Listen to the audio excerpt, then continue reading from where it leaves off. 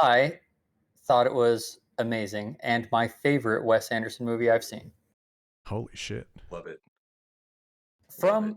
From what I've seen, Yeah. that's not a popular opinion among people who seem to love Wes Anderson films, but I they're wrong.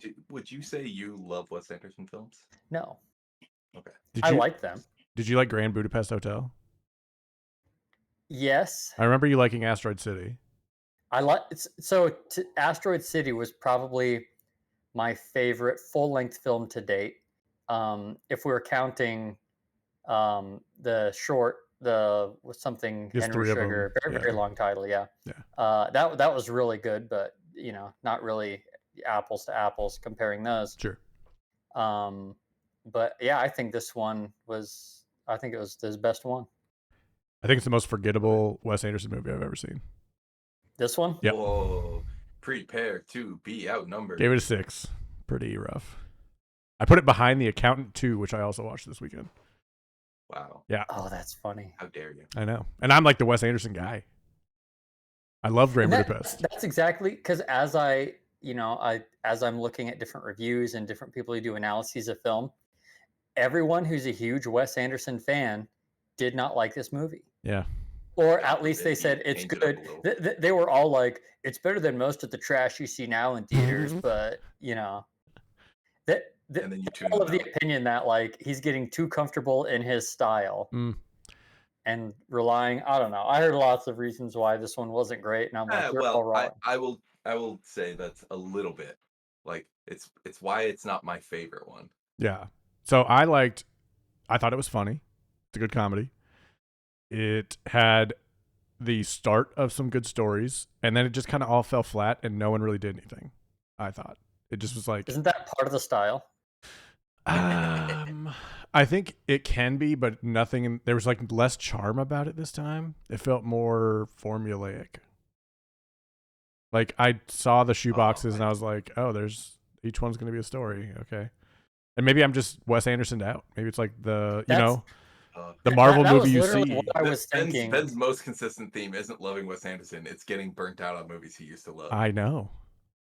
That was what I was thinking as I was watching all of these people who love Wes Anderson talk about it, and I'm like, all of these things about the movie were great. I think which is fair. I've seen maybe half of his movies, but if I had to guess, I've seen a shade under half. Yeah.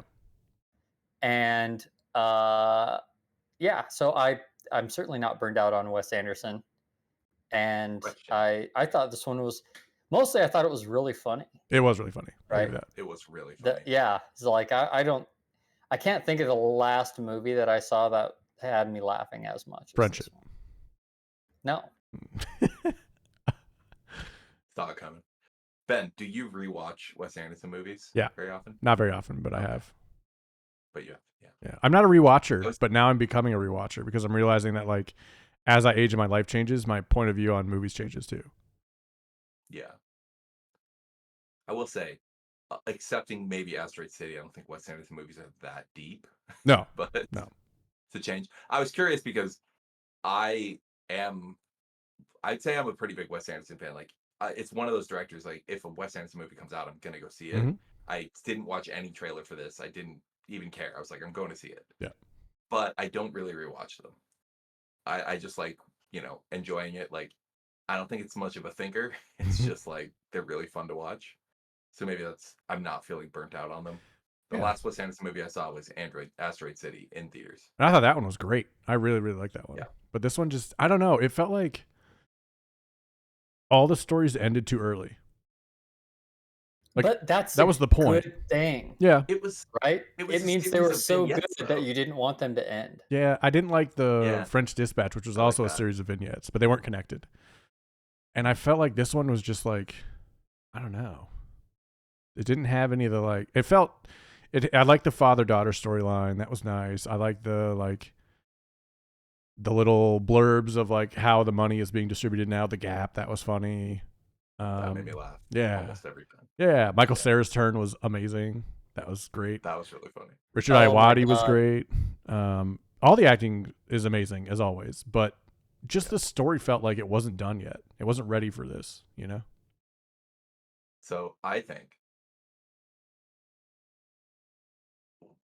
it sacrificed a little bit of the story for comedy because I this is up there with my favorites. I think I liked Asteroid City quite a bit more, but this one I did like. But there was a point in the middle where I wasn't enjoying myself as much Mm-hmm.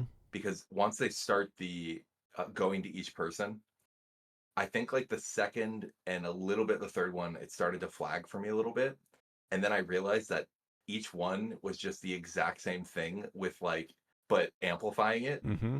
And by the last one, I was like laughing the whole time Yeah. because they just kept doing the same things and just adding like everything got heightened on each one. They just did the same thing 5 times. And seriously, by the last one, I was like, I was getting subconscious of how loud I was laughing in the theater The for last like the entire thing. the last act of this movie is very well done. I do like the way they Yeah. wrapped it up, and it was funny and it felt finished. But like, Yeah. it just felt they were like hopping and skipping around instead of like, But Yeah. that's my pitch to you is they just did this, they just kept doing the same thing. yeah, Like with different characters, but like the stable characters, Michael Cera, uh Benicio del Toro, Yep. the actress, who's new and is really good. the daughter. Every time they're just going from place to place doing the same thing, but getting more and more heightened every time. Yeah, I can And buy I that. really enjoyed I that. can buy that. Like like what I'm getting every single bit, like the drinking bit, they just did a little more every time. Her getting a new thing to wear, him getting hurt more, Michael Oh Cera's yeah. character getting more outlandish. Like it just every single time was the same scene, but just like crank up the dial a little bit, Okay, that's fair. That's fair. and including with Benedict Cumberbatch. Oh, And I that was really so enjoyed funny. it. He was great. Yeah, I did Yeah, really like him. like It's I can also think. amazing the caliber of actors that he can pull in, Yes. and Oh, everyone and just they'll have wants the to do it. tiniest roles. Yep. Yeah. Like I know I Taylor, yeah. unfortunately, was very tired and she fell asleep. And when she woke up, she was like, "Was Scarlett Johansson in this movie?" And I was like, "Yes, she was." Taylor's like going in and out. And so That's I was like, "Yeah, you hilarious. missed her." But Like, 'cause, yeah, I I think had an eye out for Willem Dafoe. Yeah. I seriously I don't think he think was in it he for said like 15 three seconds. words. Yep. Yeah. Yeah, he had 2 lines. Yep. That's all he needs. But yeah, I think the elevator scene when they're Oh my going god. when Yes. that was the culmination for me.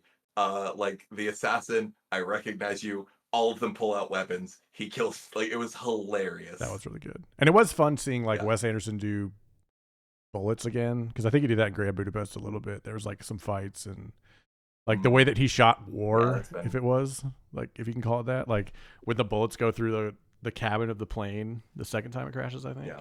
It's just very funny the way he did that. There's kind of a like a Explosion. Looney Tunes element to his, because Absolutely. literally the opening scene is they're flying Yeah. on the plane and then part of it blows up and it just the frame cuts and Yeah. all that's left is the guy's legs sitting in the seat. That is And really it, funny. it's So very good. cartoonish.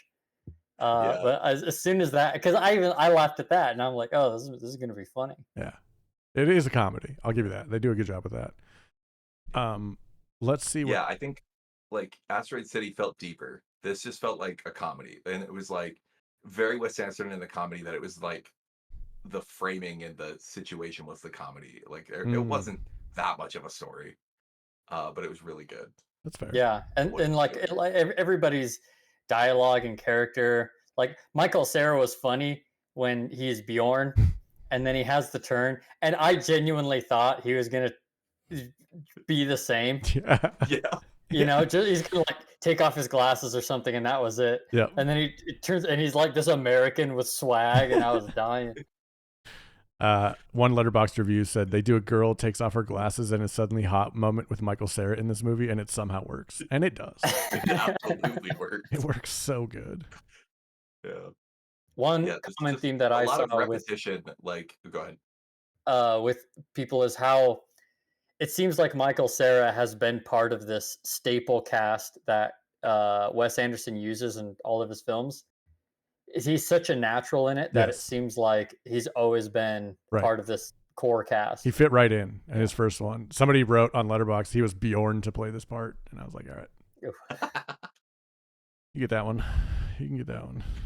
Did reading the Letterboxd reviews make you like the movie more, Ben? No. Oh, It was all just like Michael Cera thirst trapping. Or like, I mean, how did they not work together until now? It's like they're made in a Wes Anderson lab. I was like, okay, I get it. They're both quirky, hilarious. Mia Threppleton is Liesel. yeah, Threppleton. Mia Threppleton. She is Kate Winslet's daughter. Oh, of that one movie. Anybody? I don't know. Titanic. Yeah. Paint me like one of your French girls. It's her mom. And her mom. Okay, so I give it a 5 out of 10. Jake, how do you feel? Wild. Or 6 out of 10. Sorry, I gave it 6 out of 10. Still crazy. I kind of want to give this an 8.5. Wow, that's really high. Great job. Yeah, I really enjoyed it. That's awesome. Nate? Yeah, I think it's. I'm having a hard time choosing between 7 and 8. Wow. But it is very much up there. That's really cool. I feel like That's kind of where I was. I don't think I've done a decimal before, but I'm like, I Yeah. want to give it a little boost above an 8, but a 9 is extreme. Yeah, 9's precious territory. Yeah. And then knowing what you know now, how would you watch it the next time? Skip it, stream it, rent it, theaters again, buy it digitally, or buy the physical disc? I would rent it at home, probably. I think I'd get this one digitally. Wow. Yeah, I'd buy it digitally. Yeah, like Sick. I think it's probably good to watch at home on a big enough TV. Like you don't need the full theater. No. Though some of the shots are really cool. Yeah. But like if you're close enough with big enough screen, it's still gonna be good. 100%.